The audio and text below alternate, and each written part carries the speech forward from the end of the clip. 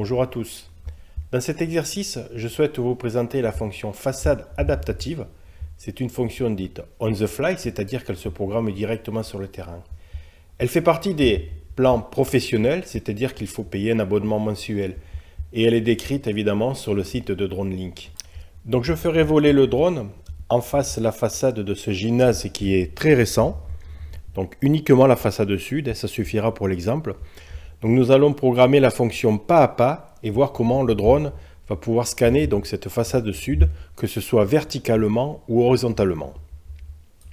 Cette fonction peut être utilisée évidemment lorsque l'on veut faire des modélisations 3D d'un bâtiment par exemple, où il suffira alors de scanner chacune des façades ainsi que le toit. Bon là, une façade suffira dans le cas de l'exercice présent.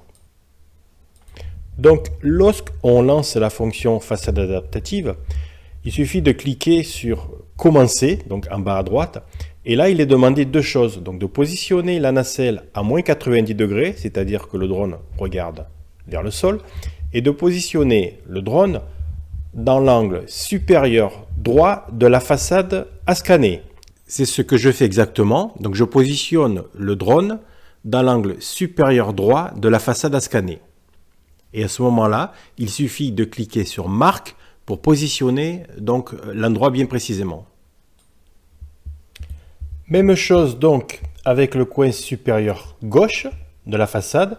Donc voilà, je suis en plein au-dessus donc du point concerné. Et là, je clique sur marque à nouveau afin de pouvoir mémoriser la position du drone à cet endroit précis. Prochaine étape. Il faut régler la nacelle sur 0 degré, donc regardez exactement en face, et positionner le drone au niveau du sommet de la structure, comme je le fais actuellement. Et lorsqu'on est au bon niveau, on appuie à nouveau sur marque. Prochaine étape, trois choses à faire. Se mettre à la hauteur minimale par rapport au sol, évidemment. À la distance minimale ou la distance souhaitée par rapport à la structure, ainsi que le réglage du pitch de la nacelle. Et une fois que ces trois paramètres sont programmés, une fois de plus, appuyez sur marque. Enfin, on précise si l'on veut un balayage horizontal ou vertical, si l'on veut prendre des photos, des vidéos ou rien du tout, et même définir le recouvrement horizontal et vertical. Dans cet exercice, je mets 70% pour les deux, ça permet d'aller assez rapidement. Dans le recouvrement vertical, par la suite, je mettrai quelque chose de beaucoup plus précis. Nous allons le voir. Enfin, on nomme la mission. Voilà. On visualise l'ensemble des paramètres que l'on a rentrés. Et puis, il suffit de lancer la mission par la suite. Et c'est parti.